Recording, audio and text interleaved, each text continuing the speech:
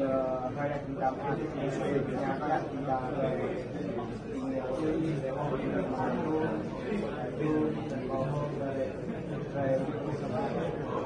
nhà các bạn lúc phải này thì ta về không dùng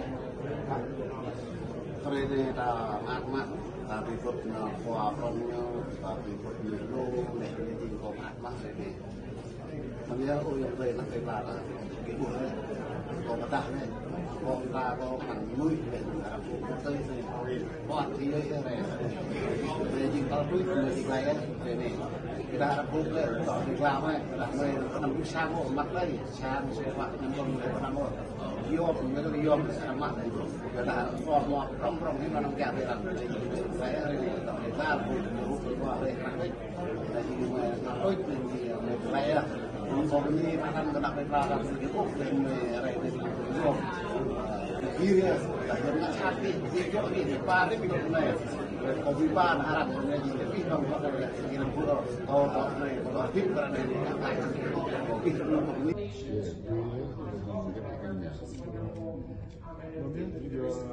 Pokoknya juga Washington DC này kit nọ gọi nhiều về tốt là hụt người yom là đây mang nhiều công đồng của cái người này bằng mặt người là công đồng của người của đây này là hụt yom ngoặc yang terne itu tahu apa itu lah itu boleh tenang. Berikan ini, kalau ini, beriu berpergi, beriu bernak berlah yang boleh tahu, yang kamu sangat deh, ini boleh, yang apa yang boleh kau bilang itu, dia mampu apa? Kau menunggu masih menunggu mereka nhiều rồi này lại chính là ngày mùng 1 làm đua thuộc đua cô liền đua quốc lâu rồi cái buổi có hiệp có ngã có hiệp có Brua bây giờ có hiệp đôi đến lơ đến cả có lại gục ta lô lên hiệp cho các bạn đấy nó còn mình coi ăn đi yêu ăn đi chung ăn đi tụ này nó đi bộ bây giờ còn đi ăn có bò có kia có bò này thì yêu có mát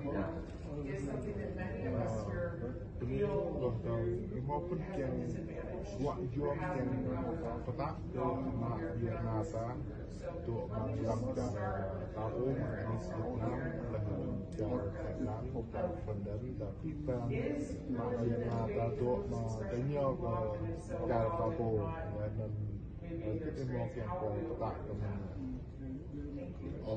tak muốn mặc với là từ sang ta bằng từ long bằng Việt Nam đi berusaha Việt Nam berdua Thailand berdua bằng gerai Carbon berupa bằng gerai Finland cara perang Jerman dari kiri nah perang itu ada nih kan perang itu bah tadi nah dari lockdown capol pol apa tahu belau gitu tuh di sini buat dia boleh tak boleh kiri nanti orang yang saatnya di orang yang boleh tahu yang keras itu apa di dalam ini kan nak ucapa ini nama orang dari kiri yang tahu namanya komunitas apa ini mau tahu kok yom mangsa ini tuh mau kita menata doain data katanya dan ini ke kita video untuk seorang tim baiknya dari kuane ini Islam tadi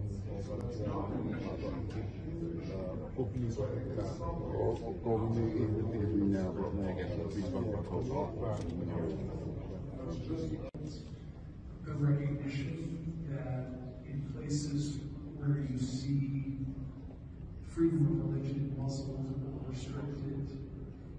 The studies show, that correlates with a much greater propensity for violence, for social conflict in the first instance, and for violence.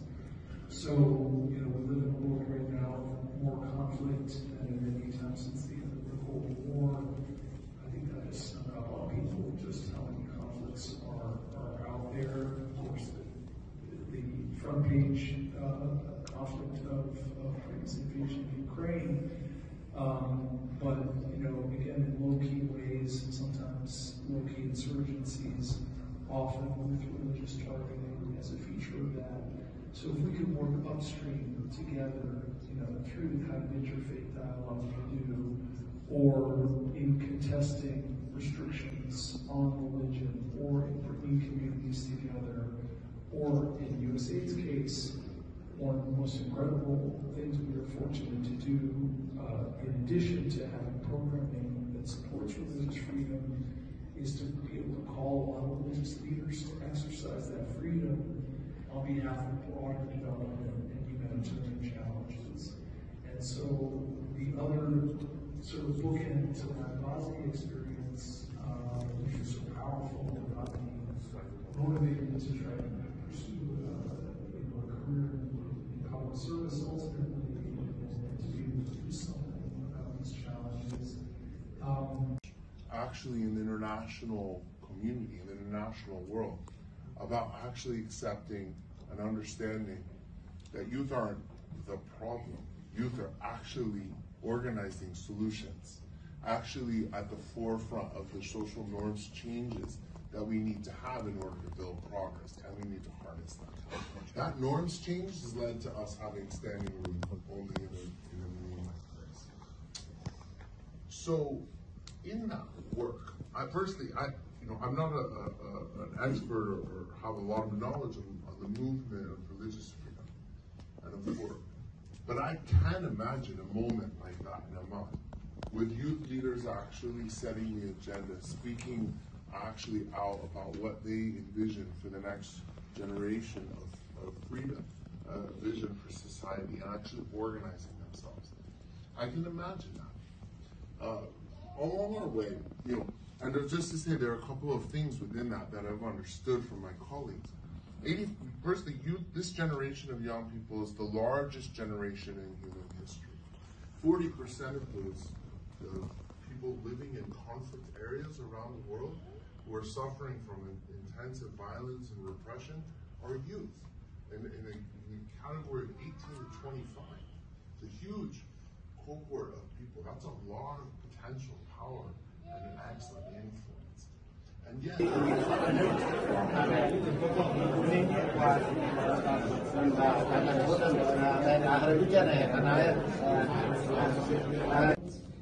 recognition that in places where you see freedom of religion, Muslims are restricted, the studies show, that correlates with a much greater propensity for violence, for social conflict in the first instance, and for violence. So, we live in a world right now of more conflict than at any time since the end of the Cold War. I think that has snuck up on people just how many conflicts are out there. Of course, the front page conflict of Putin's invasion of Ukraine. But, again, in low-key ways, sometimes low-key insurgencies, often with religious targeting as a feature of that. So if we could work upstream together, through the kind of interfaith dialogue we do, or in contesting restrictions on religion, or in bringing communities together, or in USAID's case, one of the most incredible things we are fortunate to do, in addition to having programming that supports religious freedom, is to be able to call on religious leaders to exercise that freedom on behalf of broader development and humanitarian challenges. And so the other sort of bookend to that Bosnia experience, which is so powerful about being motivated to try to pursue a career in public service ultimately, and to be able to do something about these challenges. Pick up on some themes that you raised for us and explore them a bit. Like you, these issues are very personal to me. My family came to this country, escaping religious persecution in India,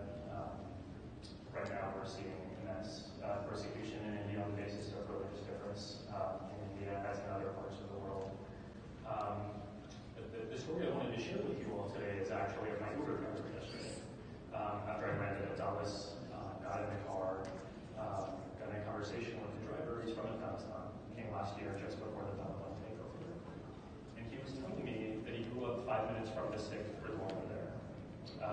Used to spend time with the community, used to eat dinner there. And what we know now is that a few decades ago there were 200,000 Sikhs in Afghanistan. Now there are 9. Not 9,000, not 900, 9. And it's on the basis of religious persecution. And so this is what's on my heart today, as it is with many of you, with the communities you work with and serve. And part of what you raise here, and part of what we're thinking about is, when we're looking at places like Afghanistan, or China, or Nicaragua, Iran, we see how the privileging of a single religious community can come at the expense of other communities. And then we can also see how privileging religious freedom over other human rights can lead to other kinds of oppressions and violence. And you raised this, Representative the Governor, in your remarks, and I would love to hear from you. What do you see as the antidote to these kinds of experiences we're seeing all around the world? How do we shift culture in a way that ensures that everyone in the world has the opportunity to thrive and be living?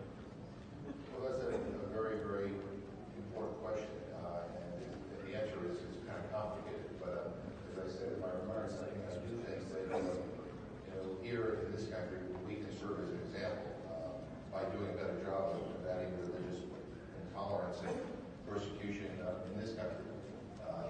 We're not doing a good enough job, quite frankly.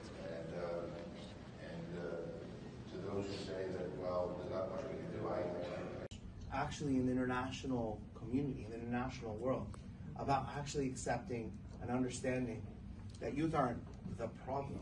Youth are actually organizing solutions, actually at the forefront of the social norms changes that we need to have in order to build progress, and we need to harness that. That norms change has led to us having standing room only in a meeting like this.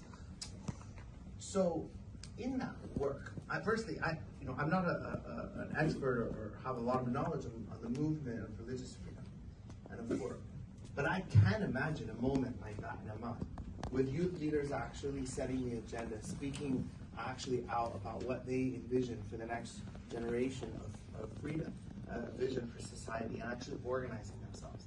I can imagine that. Along our way, and just to say there are a couple of things within that I've understood